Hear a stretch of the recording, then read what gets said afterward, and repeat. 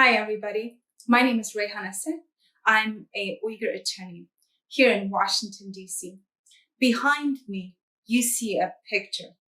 That's my lovely brother, Ekpar Asat, a tech entrepreneur who created a platform for the members of the Uyghur community and became very successful in his career.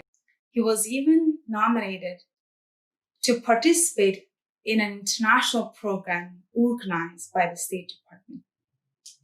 Those of us in free world, we do travel, we do pursue advanced education in foreign countries, but none of that would put us in the modern day concentration camps. But that's the story of my brother and millions of Uyghurs. The last time I saw him was 2016 March, and that's how long this crisis has been going on. More than 4 years, millions of Uyghur people are detained, children are separated, women are forcibly sterilized. And yet, the Chinese government is perpetuating the crime of all crimes, is impunity, because many world leaders chose to remain bystanders. So I invite you, we as global citizens, we as advocates, those of us who care about fundamental civil rights, we must speak up.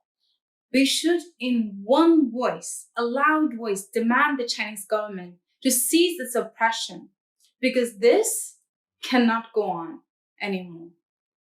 Lives are destroyed. Families are torn apart.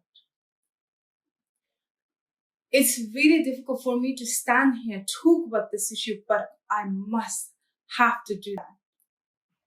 So I'm going to invite you to join me and all the Uyghur people in the world to end this repression in one voice, not on our watch.